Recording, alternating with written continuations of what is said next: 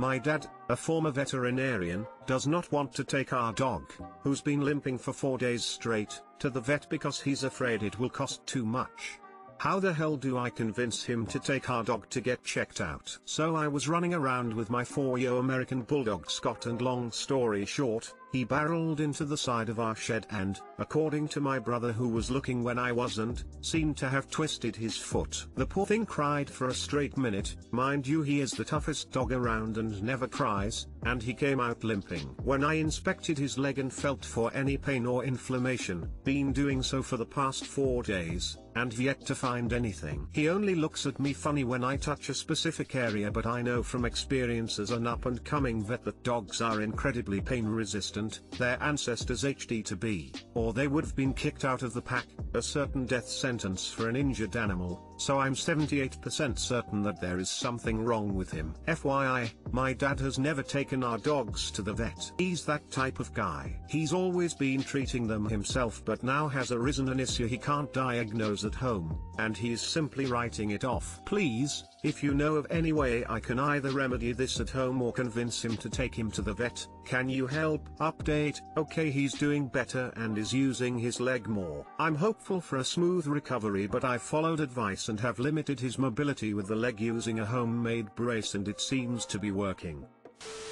If you wait, it may cost more, or you can even lose the dog. When you have a pet, it is your responsibility. If one is afraid of potential costs, don't get a pet. Especially since your dad is a former vet, he should know that. A dog ain't a thing, it's a member of the family. Potential costs should not change it, and that your father doesn't want to go to the vet with him makes him a horrible person. Emo. You are that dog's pack. He counts on you, and it is fine to tell your father he lets you down.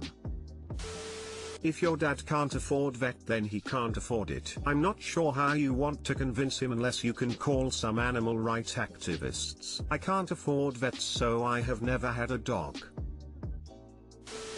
First off, worry about yourself first. Please call CPS and tell the truth. You and your pup are being actively abused. Hi, child safety expert here. The issue is not the dog. The issue is that your father is abusive to you and also the dog. You need to talk to him about taking the dog in. If he does nothing, you need to call animal control to tell them someone is neglecting a pet. If he threatens you, call CPS. If he hits you, call 911. Is your biological mother available? What about another family member? You need help and can't go on without this situation changing. I genuinely can't understand the former vet not wanting to take them in after 4 days of limping. Even if you decline all diagnostics and just get an NSAID. Friends, so saw a photo on my phone, now he's acting strange/distant. Edit: thanks for everyone's advice. I did reach out, via text, to him, and he admitted that what is so said about the picture bothered him. He told me that he knows I did nothing wrong, and him and her are moving forward and doing a lot better. So about a month ago, I was over at my buddy's place just hanging out. It was him, his so, and myself. We're all just there talking, and his so asks me about some drawings/paintings that I had recently done. I had a few pictures of them on my phone, and gave it to her so that she could see them. I did tell her to please not browse or exit my drawing/painting photo album. Then all of a sudden she says, OMG. I quickly take my phone from her and look at what she saw. Sure enough, it's a photo on my penis. I didn't say anything, didn't want to make the situation more awkward. My friend asked her what it was, and all she said was, now I know why I was supposed to stay in that album. It wasn't too awkward for the remaining time that we hung out that day. But after that day, my buddy has been extremely short with me. He's a very talkative and social person. He's not usually short with me. We would always send each other memes and jokes through text. But he's stopped doing that also. I want to ask him what's wrong, but I want to make sure I'm not overthinking this. How should I approach this? She has been talking about your penis and he is jealous, or now he knows that yours is bigger and he is jealous. Either way, there is nothing you can do about it other than let it pass for a while until he gets over it himself, as talking about it is not going to help matters. Don't forget to back up your pictures.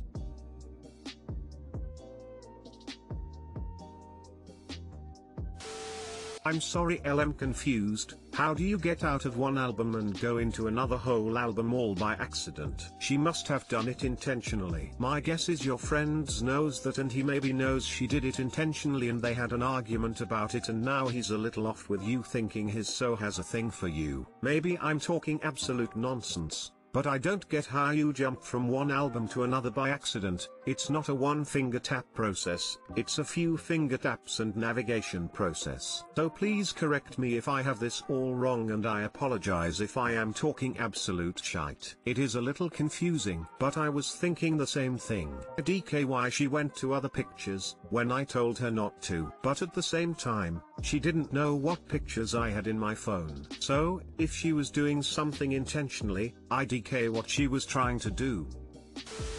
Maybe she liked your hog and now he's jealous. I haven't thought about this.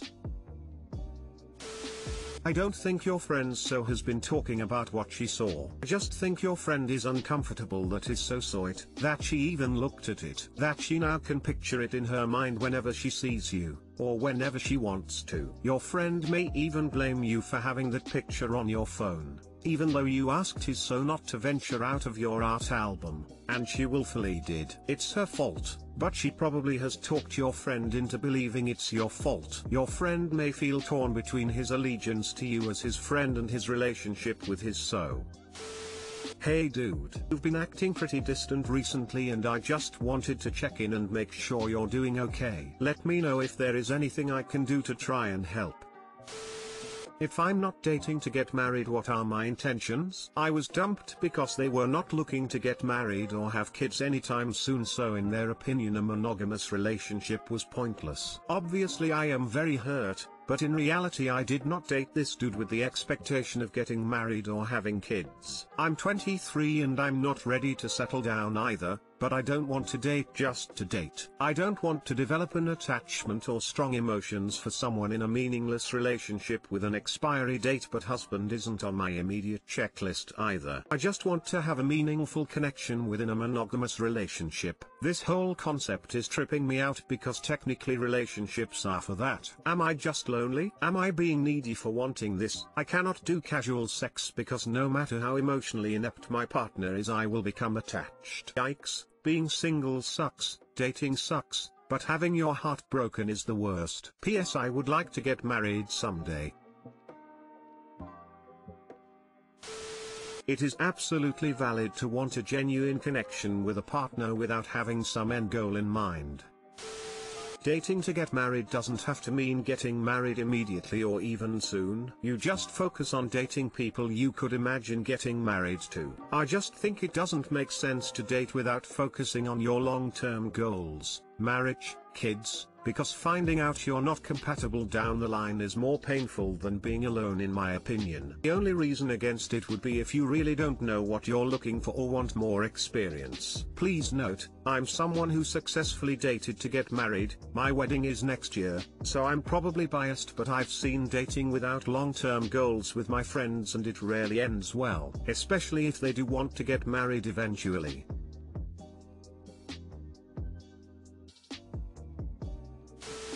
You're not wrong. In fact, you're absolutely correct and onto something. When you date, you don't necessarily date with the expectation to get married, but as a person who eventually wants to get married, there absolutely is the expectation that you're eventually going to stumble on the one. I dated when I was young. We all did. Not everyone I dated was wife material, but as I matured, my focus narrowed. My last one was the one, and I knew it. Most reasonable people think like you. I guess it's just, don't think of it like that. Sounds perfectly normal and healthy for a 23-year-old. You don't have to focus on marriage/kids/settling down or any of that. Just enjoy the next relationship for what it is and let things happen naturally. I mean, you sound just like me and I'm 32. I've always been strictly monogamous and don't see the purpose in casual/FWB personally, as it does nothing for me. Dating is ass, especially right now. Don't think you sound weird or anything. Different people have different preferences. It sucks that this person you were seeing dumped you because he doesn't want to just be with one person, but I would say at least he had the decency to break it off instead of trying to do it behind your back. Hope you can hear heal quickly from it. Good luck.